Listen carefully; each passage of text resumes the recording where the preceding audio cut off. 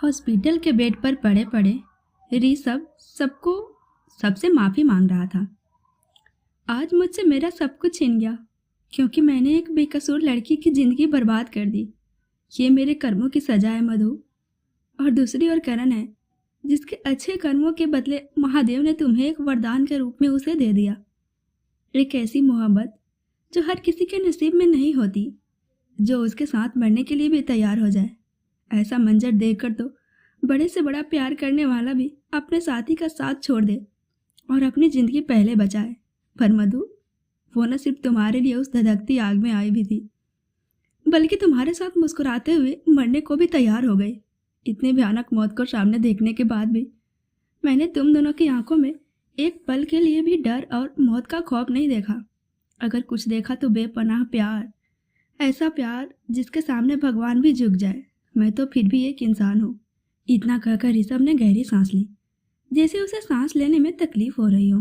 तभी शांति उसके पास आई और रोते हुए बोली, ऋषभ, अब कुछ मत बोल, तुझे आराम की ज़रूरत है ना? नहीं मॉम, आज कह लेने दीजिए, क्योंकि मैं जानता हूँ कि मेरे पास अब ज़्यादा वक्त नहीं है। मुझे तो आपसे भी माफ़ी मांगनी है, क्योंकि मेरी हरकतों ने आपकी परवरिश को भी एक गाली बना दिया। मैं आपकी औलाद नहीं हूँ, ये सच जानकर भी आपने मुझसे इतना प्यार किया जितना कोई सगी माँ भी अपने बच्चे से नहीं करती। फिर भी मैंने आपको और डैड को शर्मिंदा किया। I am sorry dad, I am sorry mom.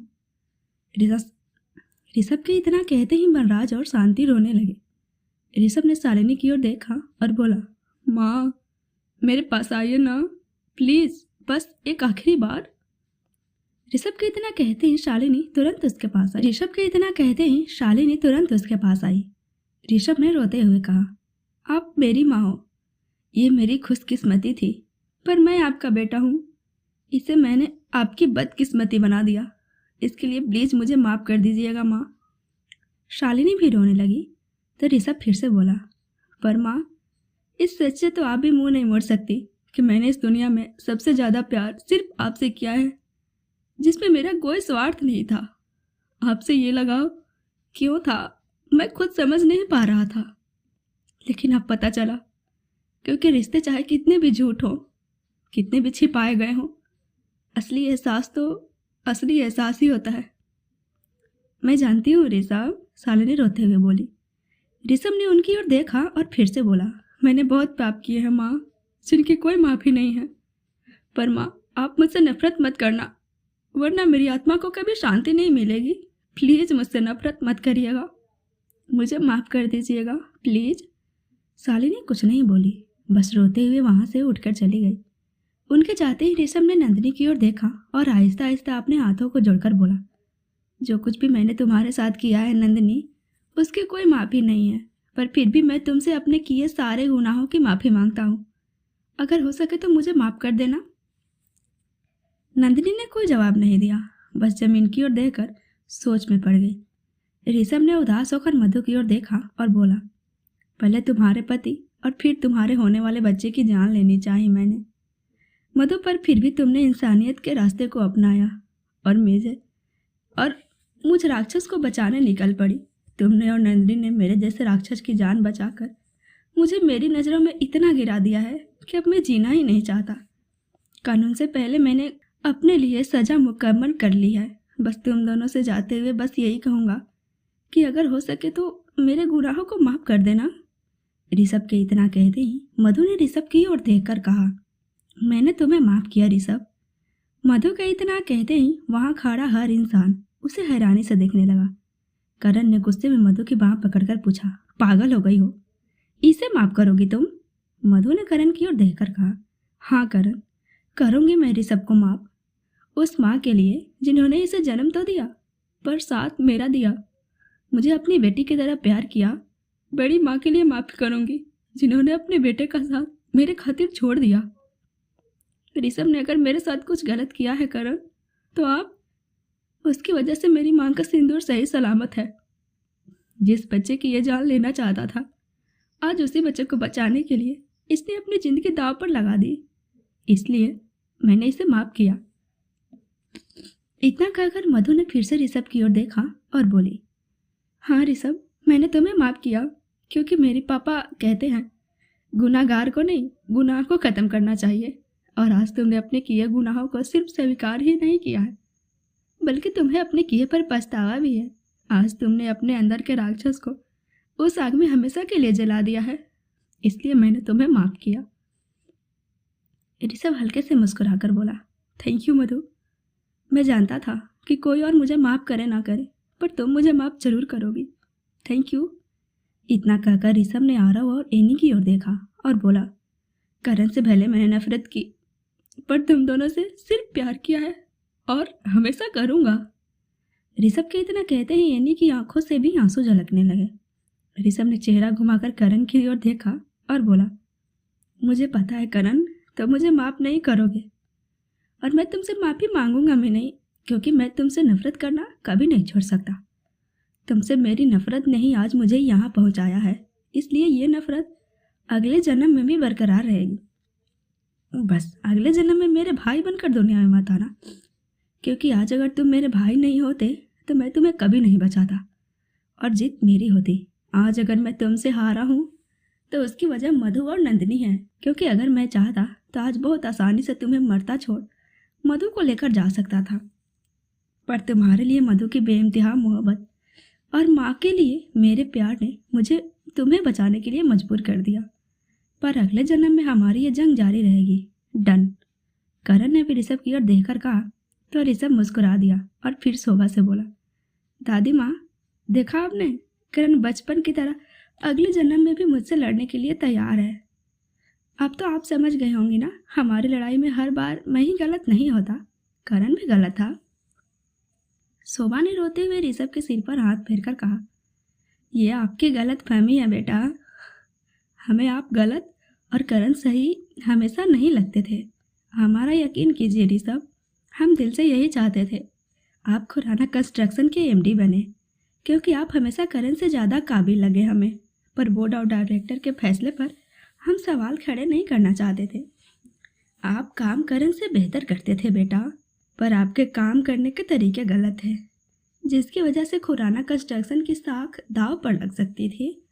इसलिए हमने बोर्ड ऑफ डायरेक्टर्स के फैसले को सही समझा, पर आपने इन सब का गलत मतलब निकाल लिया और ये सोचने लगे कि हम आपसे प्यार नहीं करते। पर यह सच नहीं है बेटा, हम आपसे भी उतना ही प्यार करते हैं जितना कि घर के बाकी बच्चों से करते हैं। और बेटा, करण आपके भाई हैं, दुश्मन नहीं है वो आपके अच्छे काम की तारीफ करने में नहीं चूकते करण, पर आपने उन्हें अपना दुश्मन समझ लिया और दुश्मनी की आग में जलकर आपने नंदिनी की जिंदगी बर्बाद कर दी। और तो और अपने छोटे भाई की पत्नी पर बुरी नज़र डाली, उनके होने वाले बच्चों को मारने वाले थे आप, पर फिर भी उन्होंने आपको माफ़ कर दिया ऋषभ। तो क्या आप सब कुछ भूलकर सिर्फ इतना याद नहीं रख सकते कि करण आपके ही छोटे भाई हैं?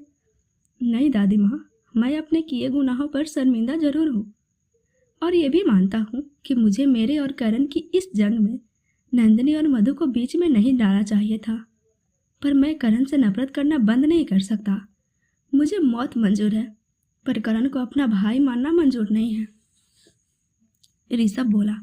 उसकी बातें सुनकर करण भी बोला, मैं भी तुझे अपना भाई कभी नहीं मान सकता ऋषभ, क्योंकि मेरे साथ जो तूने किया उससे तो शायद मैं भूल जाऊं, पर नंदिनी और मधु के साथ जो तूने किया है उसकी मेरी नज़र में कोई माफ़ी नहीं है, सिर्फ सज़ा है, और मैं तुझे सज़ा दिलवा कर रहूँगा। इतना कहकर करण गुस्से में वहाँ से जाने लगा। तभी ऋषभ ने उसके पास टेबल पर रखी कैंची उठाई और उसे अपनी गर्दन में घोंप ली। ऋषभ! शांति जोर से चीखी। करण के कदम भी रुक गए और उसने पलटकर ऋषभ की ओर देखा। मधु ये सब देखकर घबरा गई और मोहन के सीने से लग गई। करण दौड़ता हुआ ऋषभ के पास आया तो ऋषभ बोला, कहा था ना मैंने तुझसे, मैं तुझे कभी जीतने नहीं दूंगा। इतना कहते ही ऋषभ की आंखें हमेशा के लिए बंद हो गई। ऋषभ! ऋषभ! करण जोर से चीखा, पर ऋषभ जा चुका था। सबकी आंखों से आंसू बहने लगे। करण ऋषभ को उठाते हुए बोला, नहीं ऋषभ, तू ऐसे नहीं जा सकता है। मैं कभी नहीं हारता, तो तू यूँ मुझे धोखे से हरा कर नहीं जा सकता। तुझे उठना होगा ऋषभ, क्योंकि हमारा हिसाब किताब इसी जन्म में पूरा होना है। अगले जन्म में मैं तुमसे फिर से नहीं लड़ना चाहता। उठ ऋषभ, तभी रोहित और अबीर ने उसे पकड़ा और पीछे हटाया। डॉक्टर ने वहां आकर ऋषभ को चेक किया और नाम में अपना सिर हिला दिया। शांति फूट फूट कर रोने लगी। नंदिनी भी ये सब देखकर अपने आंसू नहीं रोक पाई। करण ने भी अपनी आंखें बंद कर ली। उसकी आंखों से आंसू बहने लगे। उसने अपनी आंखें खोली और बोला, इतनी नफरत मुझसे ऋषभ, इतनी कि मुझे हराने के लिए तुमने खुद अपनी जान ले ली। आज मैं जीत कर भी हार गया ऋषभ, और हमारी नफरत जीत गई। ये तुमने ठीक नहीं किया, बिल्कुल ठीक नहीं किया। इतना कहकर करण भी जमीन पर बैठकर रोने लगा। मधु आहिस्ता आहिस्ता करण की ओर बढ़ी और उसके पास बैठी। उसने करण के गाल को छुआ तो करण उसे से लिपट कर रोने लगा। मधु भी ऋषभ की ओर देखकर रोने लगी। 3 दिन बाद करण अपने कमरे की खिड़की के पास परेशान खड़ा ऋषभ के बारे में सोच रहा था। तभी रणबीर और राधिका वहां आ गए। करण को परेशान देखकर दोनों उसके पास आए। रणबीर ने करण के कंधे पर हाथ रखा तो करण ने पलटकर उनकी ओर देखा।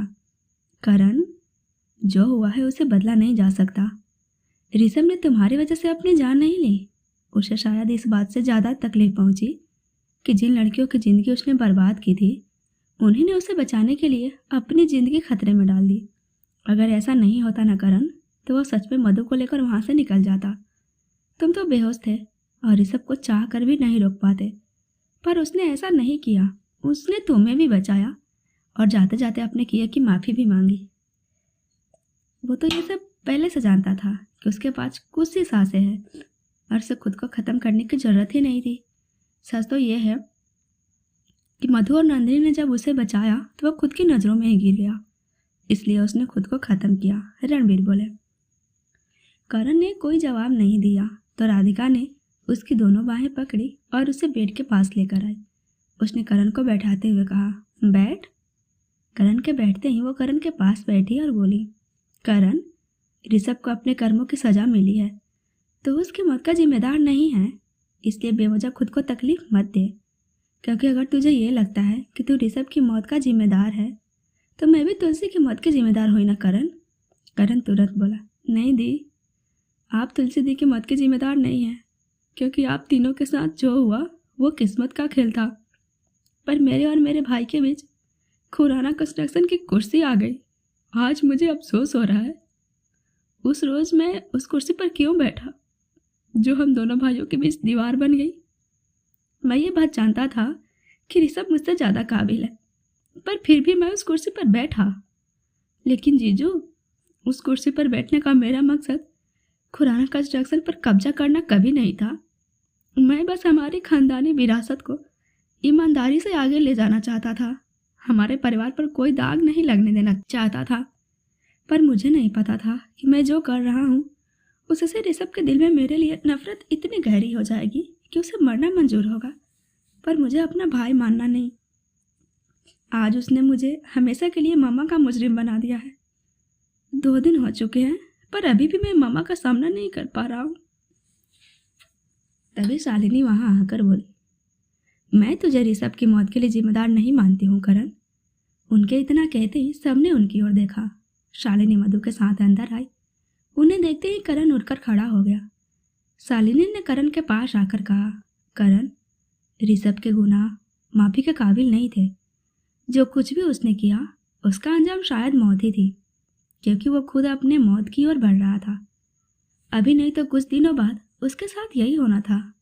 पर जो कुछ भी हुआ उसकी वजह से मैं दुखी नहीं हूँ करण, बल्कि खुश हूँ, क्योंकि जाते जाते ही सही ऋषभ को अपने किए पर पछतावा तो हुआ। उसने दिल से सबसे माफ़ी मांगी और उसे माफ़ी मिली भी। अब उसे इस घर में कोई नफरत से याद नहीं करेगा, और इससे अच्छी एक बात माँ के लिए और क्या हो सकती है। करण की आंखों से आंसू बहने लगे और वो शालिनी के गले लग गया। शालिनी ने उसके सिर पर हाथ फेरकर कहा, कोई तुझसे नाराज नहीं है करण, इसलिए सब कुछ भूलकर अपनी जिंदगी में आगे बढ़। मधु का ख्याल रख, उसे खुश रख। मधु के चेहरे पर मुस्कुराहट होगी तो मैं भी मुस्कुराऊंगी, क्योंकि वो मधु और नंदिनी ही है जिसकी वजह से ऋषभ अपने किए के पश्चाताप के साथ इस दुनिया से गया। मधु की आंखों से भी आंसू बहने लगे। शालिनी मधु के पास आई उन्होंने अपने दोनों हाथों से मधु के आंसू पोंछे और बोली, थैंक यू बेटा, तुमने मेरे दोनों बेटों को मुझे लौटा दिया। पहले तुमने करण की ज़िंदगी खुशियों से भर दी और अब इस दुनिया से जाते वक्त ही सही, पर ऋषभ भी अपनी माँ के पास लौट आया था, इसलिए थैंक यू। अब ये आंसू पोंछो, क्योंकि ज़्यादा रोने से तुम्हारे बच्ची की सेहत पर बुरा असर पड़ेगा। मुझे मेरा पोता या पोती सही सलामत चाहिए, समझी?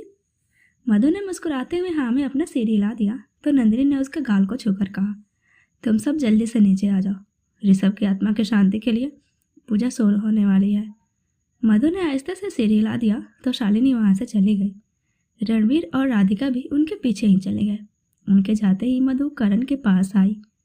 उसने मुस्कुराने की कोशिश करते हुए करण की बाह पर हाथ रखा और पूछा, चले करण? करण ने मधु की बाह पकड़ी और उसे गले से लगा लिया और रोने लगा। मधु भी उसे पकड़कर रोने लगी। मैंने कभी नहीं चाहा था मधु कि मेरे परिवार को कभी ऐसा भी दिन देखना पड़े, पर पता नहीं ये सब कैसे हो गया।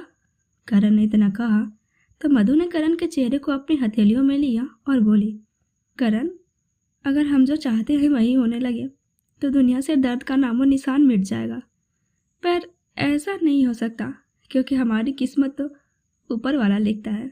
शायद तुम ठीक कह रही हो मधु, अब हमारा बच्चा ही इस घर में कोई खुशियाँ लौटा सकता है। करण ने हल्की सी मुस्कुराहट के साथ कहा तो मधु फिर से बोली, चलिए, नीचे सब हमारी राह देख रहे होंगे। करण ने सिर हिला दिया तो मधु ने करण को सहारा दिया और उसे पकड़कर अपने कमरे से बाहर आई। करण को देखते ही आरव दौड़ता हुआ ऊपर आया और करण की बाँह अपने कंधे पर रखते हुए बोला, आप चलिए भाभी, मैं भैया को नीचे लेकर आता हूँ। मधु ने सिर हिलाया और नीचे आ गई।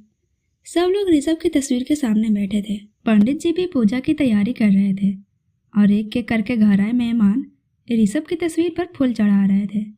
नंदिनी भी उठी और ऋषभ की तस्वीर के सामने आई।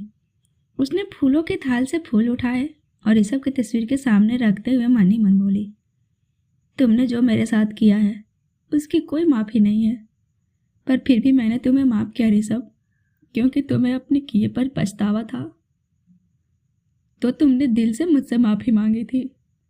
इसके अलावा एक और वजह है मेरे पास तुम्हें माफ़ करने की। मैं अपनी ज़िंदगी में आगे बढ़ना चाहती हूँ ऋषभ, पर मैं तब तक आगे नहीं बढ़ सकूँगी जब तक मैं अतीत को हमेशा के लिए भुला नहीं दूँगी। आज तुम्हें माफ़ करके मैं अतीत को हमेशा के लिए इस हवन कुंड की अग्नि में स्वाहा करने जा रही हूँ, ताकि मुस्कुराकर अपनी ज़िंदगी की एक नई शुरुआत कर सकूँ। तभी नीचे आ रहे करण की नज़र नंदिनी के मोम डैड और उसकी छोटी बहन स्नेहा पर पड़ी। अंकल, आंटी, आइए ना। करण के इतना कहते ही सब लोगों ने उनकी ओर देखा। नंदिनी उन्हें देखते ही उनकी ओर दौड़ी, पर आरव की नज़र जैसे ही स्नेहा पर पड़ी तो उसके चेहरे पर उदासी छा गई। उसे देखते ही स्नेहा की भी आंखें भर आई। उसने आरव को देखकर मुंह फेर लिया और नंदिनी के पास आई। नंदिनी ने उसे गले से लगा लिया। आप ठीक हो ना दी? स्नेहा ने रोते हुए पूछा तो नंदिनी ने हाँ में अपना सिर हिला दिया। तभी बलदेव और बनराज के साथ सारी फैमिली उनके पास आई। बनराज ने रोते हुए नंदिनी के मॉम डैड के सामने हाथ जोड़कर अपना सिर झुकाया तो नंदिनी के डैड ने तुरंत उनकी हथेली पकड़कर कहा, ये आप क्या कर रहे हैं बनराज साहब? प्लीज़ ये सब मत करिए। हमें नंदिनी सब कुछ बता चुकी है और सब कुछ जानने के बाद हमें आपसे और आपके परिवार से कोई शिकायत नहीं है। इनफैक्ट हम तो आप सबके शुक्रगुजार हैं, क्योंकि आपकी वजह से हमें हमारी बच्ची वापस मिल गई। आप सबका बहुत बहुत शुक्रिया। ये तो आपका बड़प्पन है सुरेंद्र साहब, जो आपने हम सबको माफ़ कर दिया, वरना जो ऋषभ ने नंदिनी के साथ किया है उसके बाद तो आपको हमसे नफरत करनी चाहिए थी। बनराज बोले। सुरेंद्र फिर से बोले, नफरत में कुछ नहीं रखा है बनराज साहब। नफरत सिर्फ तबाही लाती है और उस रास्ते पर ले जाती है जहाँ से वापस लौटना नामुमकिन होता है। नफरत ने दोनों भाइयों को एक दूसरे का दुश्मन बना दिया और इसी नफरत ने ऋषभ को आप सबसे छीन लिया। इसलिए मैं किसी से नफरत नहीं करना चाहता। ऋषभ की मौत के साथ उसका अतीत भी उसकी चिता की आग में जलकर राख हो गया। आइए हम सब भी सब कुछ भूलकर एक नई शुरुआत करते हैं। तभी बलदेव बोले, आप ठीक कह रहे हैं, हमें सब कुछ भूलकर एक नई शुरुआत करनी चाहिए जिसमें कोई गिले शिकवे ना रहे। आइए बैठिए। नंदिनी के पेरेंट्स अंदर आए। आते ही उन्होंने ऋषभ की तस्वीर पर फूल चढ़ाए और फिर सबके साथ बैठ गए। आरव आगे बढ़कर स्नेहा से कुछ कहने ही जा रहा था कि स्नेहा मुंह फेरकर नंदिनी और मधु के पास जाकर बैठ गई। पूजा शुरू हो चुकी थी और करण पूजा में बैठा अपने पापा के साथ ऋषभ की आत्मा की शांति के लिए हवन कर रहा था। तभी स्नेहा ने फिर से आरव की ओर देखा, जिसकी आंखें उससे कुछ कहने की कोशिश कर रही थी, पर स्नेहा ने एक बार फिर उससे मुंह फेर लिया। तभी पंडित जी बोले, थोड़ी घी और ले आइए। जी। इतना कहकर मधु उठकर जाने लगी तो स्नेहा उसका हाथ पकड़कर बोली, दी आप बैठिए, मैं ले आती हूँ। इतना कहकर स्नेहा उठकर किचन की ओर चली गई। उसके जाते ही आरव भी उठकर उसके पीछे चला गया। स्नेहा ने किचन में आते ही रोशनी से पूछा, रोशनी घी कहाँ है? रोशनी ने तुरंत उसे घी उठाकर दिया तो स्नेहा ने पूछा, कैसी हो रोशनी? रोशनी कुछ कहने ही जा रही थी कि आरव ने आकर स्नेहा के हाथ से घी का डिब्बा लिया और रोशनी को देते हुए बोला, रोशनी ये लेकर पूजा में जा। रोशनी ने सिर हिलाया और वहाँ से चली गई। उसके जाते ही स्नेहा भी जाने लगी, पर आरव ने उसकी कलाई पकड़ी और उसे अपने करीब लाकर बोला, इतना नाराज हो मुझसे कि मेरी तरफ देखना भी नहीं चाहती। स्नेहा ने खुद को छोड़ाया और गुस्से में बोली, नाराज होने का हक तो तुम्हारा है आरव, मैं कौन होती हूँ तुमसे नाराज होने वाली? हटो मेरे रास्ते से, क्योंकि मुझे तुमसे कोई बात नहीं करनी है। इतना कहकर स्नेहा जाने लगी तो आरव ने कहा, आई एम सॉरी। आरव के इतना कहते ही स्नेहा के कदम रुक गए। उसने पलटकर स्नेहा की ओर देखा जो उसकी ओर पीठ करके खड़ा था। स्नेहा ने गुस्से में पूछा, किस बात के लिए सॉरी आरव? 3.5 साल पहले जो कुछ तुम्हारे भाई ऋषभ ने किया उसकी सज़ा मुझे देने के लिए, या फिर आज जब तुम्हें यह पता चला कि उस रात कसूर मेरी बहन का नहीं बल्कि तुम्हारे भाई का था, इसलिए?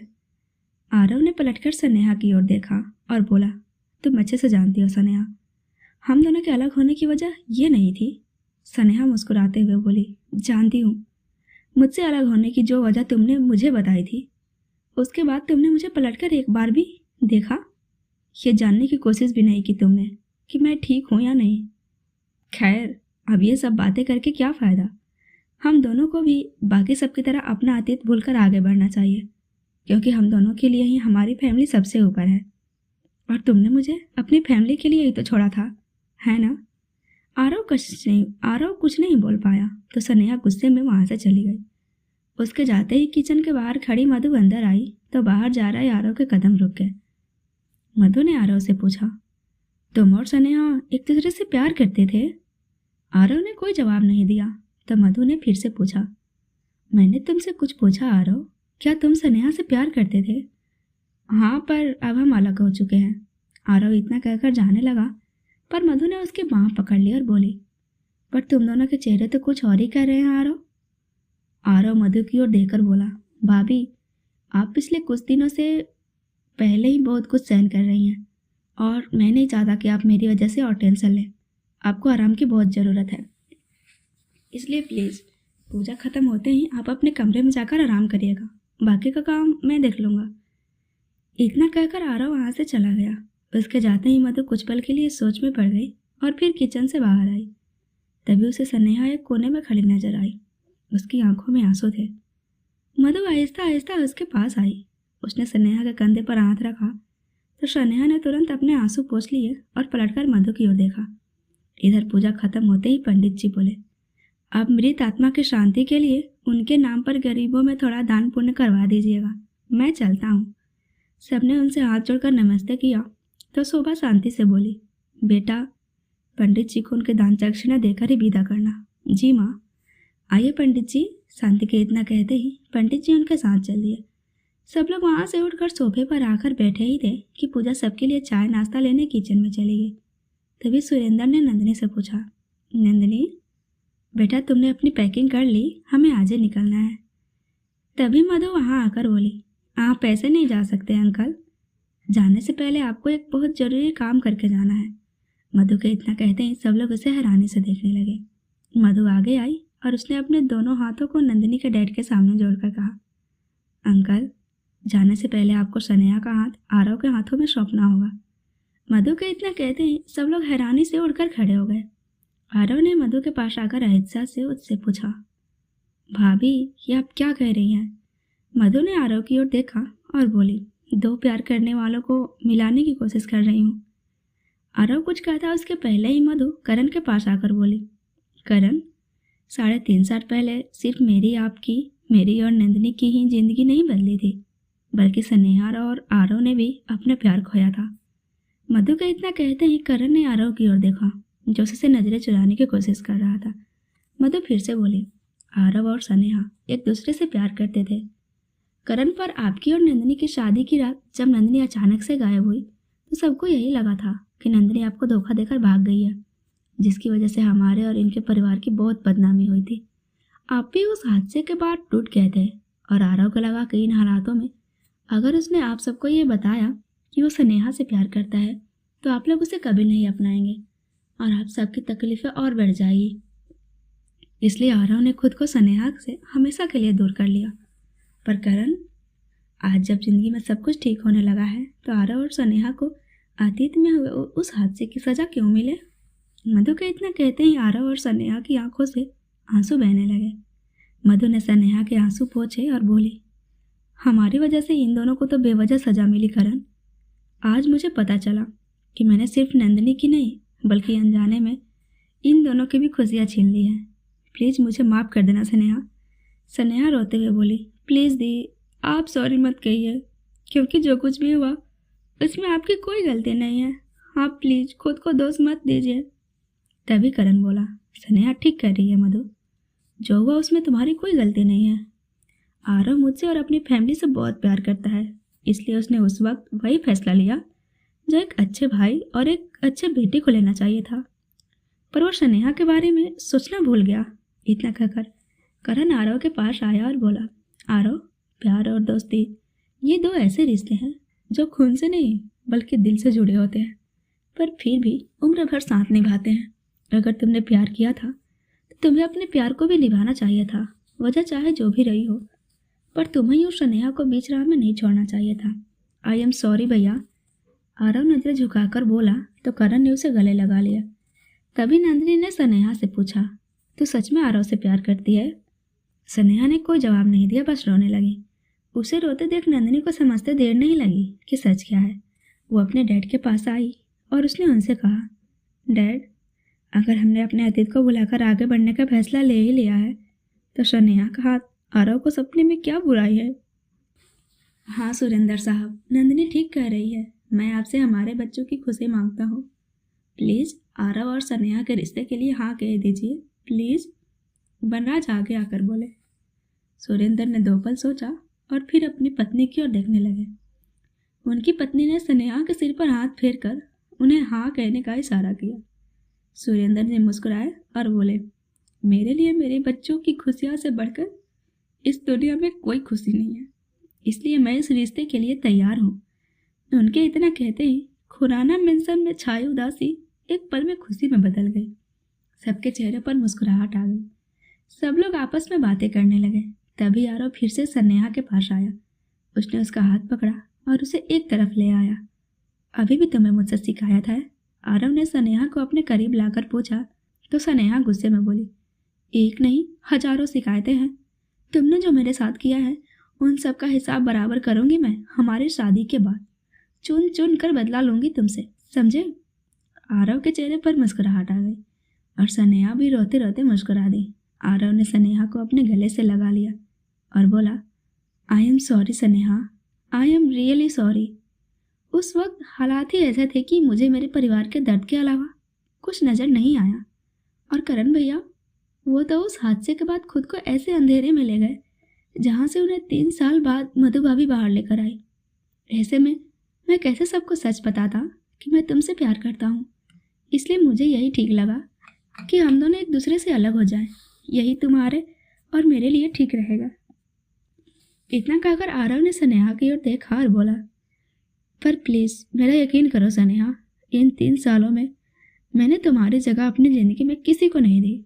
वो जगह आज भी सिर्फ तुम्हारी है। स्नेहा ने आरव की ओर देखकर कहा, मैं जानती हूँ आरव कि तुम्हारी ज़िंदगी में मेरे अलावा कभी कोई नहीं आएगा, इसलिए तो पिछले 3 सालों से सिर्फ तुम्हारा इंतज़ार कर रही थी, और आज मेरा इंतज़ार ख़त्म हो गया।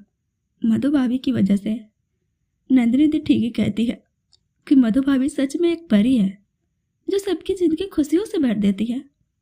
आज उनकी वजह से ही हमें भी हमारे हिस्से की खुशियाँ मिलने वाली है। आरव मुस्कुराते हुए बोला, हाँ सनेहा, मेरी भाभी सच में एक परी है, वरना ऋषभ भैया के इतने गुनाहों के बाद आज हम उनकी आत्मा की शांति के लिए पूजा नहीं कर रहे होते। ऋषभ भैया ने उनके और नंदिनी के साथ इतना कुछ किया, फिर उन्होंने भैया की जान बचाई।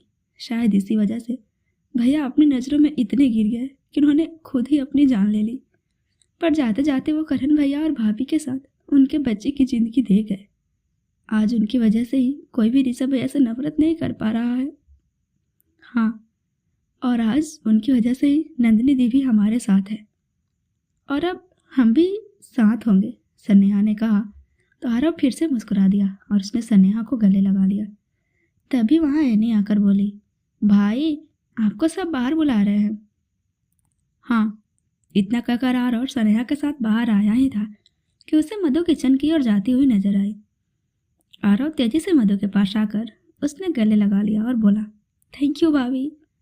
मधु ने हल्की सी मुस्कुराहट के साथ उसके सिर पर हाथ फेरा और बोली, आरव अब स्नेहा का हाथ कभी मत छोड़ना, हमेशा उसका साथ देना और उसे बहुत खुश रखना, रखोगे ना? आरव ने मधु की ओर देखकर कहा। आरव की भाभी उससे कुछ मांगे और वो इनकार करे, ऐसा कभी हो सकता है क्या? मधु ने उसके गाल को छुआ और कहा, मैं तुम्हारे भैया को कॉफ़ी देकर आती हूँ। आरव ने सिर हिला दिया तो मधु वहाँ से चली गई। करण बालकनी में लगे झूले से टिक कर खड़ा हुआ था। मधु उसके पास आकर बोली, करण आपकी कॉफ़ी। मधु की आवाज़ सुनकर करण ने पलटकर उसकी ओर देखा। उसने मधु के हाथों से ट्रे लेकर सामने टेबल पर रखी और मधु की दोनों बाहें पकड़कर उसे झूले पर बैठाया। मधु उसे एकटक देख रही थी। करण उसके पैरों के पास घुटनों के बल बैठा और मधु की दोनों हथेलियों को पकड़कर बोला, thank you Madhu, thank you so much मेरी ज़िंदगी में आने के लिए। मधु ने मुस्कुराते हुए करण के माथे को चूमा और फिर झूले से उतरकर उसके पास बैठी। उसने करण के सीने पर अपना सिर रखा और बोली, करण शुक्रिया तो मुझे आपका करना चाहिए, क्योंकि आप मेरी ज़िंदगी में इतनी खुशियाँ ले आए हैं कि मैं अपने दोनों हाथों से भी नहीं समेट पा रही हूँ। करण ने मधु की ओर देखा और बोला, मधु ऋषभ ने जो गुनाह किए थे उसके बाद मैंने कभी नहीं सोचा था कि मुझे उसके इस दुनिया से जाने का अफसोस होगा। वो बुरा नहीं था मधु, पर मुझसे उसकी नफरत उसे गलत रास्ते पर ले गई, एक ऐसे रास्ते पर जो या तो जेल की काल कोठरी में जाकर ख़त्म होता या फिर चिता पर। लेकिन ऋषभ ने तो खुद ही अपने लिए सज़ा चुन ली। करण आप ही कहते हैं ना, किस्मत के लेखे को कोई नहीं बदल सकता। शायद ऋषभ की किस्मत में यही लिखा था। पर आप ये भी सोचिए ना, अपनी ज़िंदगी के आखिरी पलों में ही सही, पर ऋषभ ने अपने किए गुनाहों को सबसे दिल से माफ़ी मांगी। आपको पता है करण, आज नंदिनी ने भी ऋषभ को माफ़ कर दिया और मुझे उसका ये फैसला बिल्कुल सही लगा। आज उसने ऋषभ को माफ़ करके अपने अतीत को हमेशा के लिए दफना दिया। अब वो अपनी नई ज़िंदगी में खुश रहेगी। खुश तो मैं भी बहुत हूँ मधु, क्योंकि अब कोई ऋषभ से नफरत नहीं करेगा। इन्हीं को अबीर जैसा अच्छा लाइफ पार्टनर मिलेगा। और आरव, आज तुम्हारी वजह से उसे भी उसके हिस्से की खुशी मिल गई। करण ने इतना कहा ही था कि मधु उसे टोकते हुए बोली, और मीरा को भी उसका रोहित मिल गया। करण मुस्कुराते हुए बोला, हाँ, और रिधिमा को भी अपनी गलती का एहसास हो गया। उसने भी सबसे माफ़ी मांग ली। वो भी अपने आगे की स्टडी के लिए अमेरिका चली गई है। अब वो भी अपनी ज़िंदगी में खुश रहेगी। काश कि नंदिनी की ज़िंदगी में भी कोई ऐसा आ जाए जो उसे बहुत खुश रखे। तभी मधु बोली, नहीं करण, नंदिनी के साथ जो कुछ भी अतीत में हुआ उसके बाद उसे संभालने में थोड़ा वक्त लगेगा। इतनी जल्दी वो किसी को अपनी ज़िंदगी में शामिल नहीं करना चाहती। उसने मुझे बताया कि वो विदेश जाकर कोई अच्छी सी जॉब करेगी। सही फैसला लिया है उसने मधु। जॉब करेगी तो सब कुछ जल्द भूल जाएगी और फिर धीरे धीरे ही सही उसकी ज़िंदगी में सब कुछ पहले की तरह अच्छा होने लगेगा। अब तो मुझे बस हमारे बेबी के इस दुनिया में आने का इंतज़ार है। करण के इतना कहते ही मधु ने उसके चेहरे को छुआ और बोली, वो इंतजार भी बहुत जल्द खत्म हो जाएगा, बस 7 महीनों की ही तो बात है। करण ने मधु को अपनी बाहों में भरकर कहा, मेरे लिए तो एक एक दिन 7 महीने से भी लंबा होने वाला है मधु। मधु मुस्कुराते हुए बोली, आप मेरे पास हो करण तो ये 7 महीने चुटकी बजाते ही निकल जाएंगे। करण अपनी आंखें बंद करके बोला, काश कि ऐसा ही हो मधु, ये 7 महीनों का इंतजार चुटकी बजाते ही खत्म हो जाए। करण के इतना कहते ही मधु भी मुस्कुरा दी और उसने भी अपनी आंखें बंद कर ली। 7 महीने बाद करण की पूरी फैमिली हॉस्पिटल में बड़ी बेचैनी से डॉक्टर के बाहर आने का इंतजार कर रही थी। करण की घबराहट भी बढ़ती जा रही थी। वो बड़ी ही बेचैनी से हॉस्पिटल के रूम के बाहर टहल रहा था। तभी शोभा मुस्कुराते हुए बोली, करण बेटा बैठ जाइए, इतना परेशान होने की कोई ज़रूरत नहीं है, आपकी मधु को कुछ नहीं होगा, नॉर्मल डिलीवरी है उनकी, कुछ देर में आपकी बाहों में आपका बच्चा होगा। करण ने कोई जवाब नहीं दिया और फिर से दरवाजे की ओर देखने लगा। तभी अनी बोली, हे भगवान, जल्दी से मेरे भतीजे या भतीजी को इस दुनिया में भेज दीजिए, सबसे पहले तो मैं ही उसे अपनी गोद में लूँगी। उसके इतना कहते ही अबीर बोला, एक्सक्यूज मी, सबसे पहले बेबी का मामा उसे लेगा, मामी की बारी बाद में आएगी। मामी नहीं, वो मुझे बुआ कहेगा, क्योंकि मैं उसकी मामी बाद में बनी हूँ, पहले उसकी बुआ हूँ। इन्हीं के इतना कहते ही मीरा बोली, तुम दोनों को आपस में लड़ने की कोई ज़रूरत नहीं है, क्योंकि सबसे पहले बेबी अपनी मासी के पास आएगा, समझे तुम दोनों? ओ हेलो मासी जी, अगर सबसे पहले आप बेबी को लेने वाली हैं तो क्या हम दोनों तुम्हारा मुंह देखेंगे? मैं बेबी का इकलौता चाचा हूँ, तो सबसे पहले मैं और सनेहा उसे अपनी गोद में लेने वाले हैं। आरव के इतना कहते ही अबीर भी बोला, हाँ तो बेबी का मामा भी तो एक ही है। अबीर, एनी, मीरा, आरव तीनों चारों बेबी को लेने के लिए आपस में लड़ने झगड़ने लगे। तभी रूम का दरवाज़ा खोला।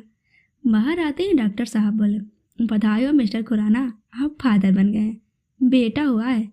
डॉक्टर के इतना कहते ही सबके चेहरे खिल गए और सब खुशी से उछलने लगे। करण ने तुरंत पूछा, मधु ठीक है ना? जी वो बिल्कुल ठीक है, पर इस वक्त बेहोश है। डॉक्टर ने इतना कहा ही था कि नर्स बच्चे को लेकर वहां आ गई और करण से बोली, ये लीजिए आपका बेबी। करण उस नर्स का चेहरा देखने लगा तो उसने बच्चे को करण की बाहों में थमा दिया। अपने बच्चे को देखते ही करण की आंखों में आंसू के साथ चेहरे पर मुस्कुराहट भी आ गई। तभी आरव, सनेहा, मीरा और एनी वहां आकर एक साथ बोले, पहले मैं। करण मुस्कुरा दिया और बच्चे को लेकर शोभा के पास आया। ये लीजिए दादी माँ, आज मैंने आपका सपना पूरा कर दिया, आपका पर पौधा। इतना कहकर करण ने बच्चे को उनकी गोद में दे दिया। शोभा भी उसे देखकर रोने लगी। उन्होंने बहुत प्यार से बच्चे के माथे को चूमा और बच्चे से बोली, खुराना खानदान अपने परिवार में आपका स्वागत करता है बेटा। तभी शालिनी भी आगे आई। शोभा ने बच्चे को शालिनी की गोद में देते हुए कहा, बेटा आपने अपना एक बेटा खो दिया तो भगवान ने आपकी गोद में आपका पोता दे दिया है। यह आपकी ज़िंदगी में ऋषभ की कमी को तो पूरी नहीं कर पाएगा, पर हाँ उनके जाने के दुख को कम जरूर कर देगा। शालिनी ने बच्चे की ओर देखा तो उसकी आंखों में भी खुशी के आंसू बहने लगे। उसने भी बच्चे के माथे को चूमा और बोली, आप हमारे घर की मुस्कुराहट बनकर आए हो, हम सब आपको पलकों पर बिठा कर रखेंगे, बहुत प्यार करेंगे आपको और कभी भी अपने से दूर नहीं करेंगे। इतना कहकर शालिनी मुस्कुरा दी। तभी शोभा ने नोट की गड्डी बच्चे के ऊपर से 3 बार उतारी और आदि को देते हुए बोली, बेटा ये रुपए हॉस्पिटल की सारी नर्सों में बांट दीजिए। जी दादी माँ। इतना कहकर आदि ने रुपए ले लिए और झांक झांक कर बच्चे को देखने की कोशिश करने लगा। शोभा ने बच्चे को आदि की ओर बढ़ाया और बोली, ये लीजिए आदि बेटा, सबसे पहले आप इसे अपनी गोद में लीजिए, क्योंकि इस बच्चे को देखने का हक आपका भी उतना ही है जितना इस घर के बाकी बच्चों का है। लीजिए। आदि ने बच्चे को गोद में लिया और उसे बड़े प्यार से देखने लगा। आदि के बाद सब एक एक करके बच्चे को गोद में खिलाने लगे। कुछ देर बाद मधु को होश आया। आंखें खुलते ही उसने अपनी नजरें घुमाकर देखा और फिर आहिस्ता से उठकर बैठी। उसने अपने चारों ओर देखा पर उसे अपना बच्चा कहीं नजर नहीं आया। उसे घबराहट होने लगी और वो डॉक्टर को बुलाने ही जा रही थी। तभी उसकी नज़र करण पर पड़ी जो अपनी बाहों में बच्चे लिए खड़ा था। उसे देखते ही मधु के चेहरे पर मुस्कान आ गई। करण आहिस्ता आहिस्ता बच्चे को लिए मधु की ओर बढ़ा। मधु सिर्फ करण की आंखों में देख रही थी। करण मधु के पास आया और उसके पास बैठा। उसने मधु की ओर देखा और मुस्कुराते हुए बच्चे को मधु की गोद में दिया। मधु ने बच्चे की ओर देखा। नन्हे से बच्चे को अपनी गोद में लेते ही उसके चेहरे पर मुस्कुराहट आ गई, पर वो अपने आंसुओं को भी नहीं रोक पाई। उसने अपने बच्चे के छोटे छोटे हाथों को छुआ। तभी बच्चे ने अचानक से अपना पैर मधु के चेहरे पर मार दिया। मधु को रोते रोते हंसी आ गई और करण भी मुस्कुरा दिया। मधु ने अपने बच्चे को चूमा और अपने सीने से लगा लिया। करण ने अपने बच्चे के सिर पर हाथ फेरकर कहा, मधु, मैं हमेशा भगवान से यही मांगता था कि वो हमारे बीच कभी किसी को ना आने दे, पर हमारे बच्चे को देखकर मुझे इस बात की खुशी हो रही है। मधु ने अपना सिर करण के कंधे पर रखा और मुस्कुराते हुए अपने बच्चे को देखकर बोली, करण, अब ये हमारे रिश्ते को और मजबूत करेगा। हम इसे बहुत अच्छी परवरिश देंगे। ये बड़ा होकर बिल्कुल आपकी तरह एक अच्छा और सच्चा इंसान बनेगा। हाँ मधु, और हम इसे बहुत प्यार करेंगे, इसकी हर ख्वाहिश पूरी करेंगे। इसकी मुस्कुराहट हमारी ज़िंदगी होगी और ये हमारी प्रेम कहानी को एक नए सिरे से फिर से शुरू करेगा। ये हमारे प्यार की निशानी बनकर हमारे इस दुनिया से जाने के बाद भी हमारे प्यार को जिंदा रखेगा, है ना? करण ने मधु की ओर देखकर पूछा तो मधु मुस्कुराते हुए बोली, हाँ। करण ने मधु की आंखों से बहते हुए आंसुओं को पोंछा और उसके माथे को चूमकर बोला, thank you Madhu, thank you so much. I love you Karan. Madhu मुस्कुराते हुए करण की ओर देखकर बोली। करण ने भी उसे अपनी बाहों में जकड़ा और उसे अपने सीने से लगाकर बोला, आई लव यू मधु। मधु अपने बच्चे को अपनी बाहों में लिए करण की बाहों में सिमट गई। करण ने भी मुस्कुराते हुए अपने बच्चे के माथे को चूमा और फिर मधु को अपनी बाहों में भर लिया। इस कहानी की हैप्पी एंडिंग हो गई। अब आप लोग कमेंट में बताना, अगर आप लोगों की कोई अपनी दिली इच्छा वाली कहानी हो तो मैं उसे लाने की कोशिश करूँगी, नहीं तो फिर मैं अपने अनुसार ही कहानी शुरू करूँगी। तो इसके ख़त्म होने के बाद ही कमेंट में ज़रूर बताना।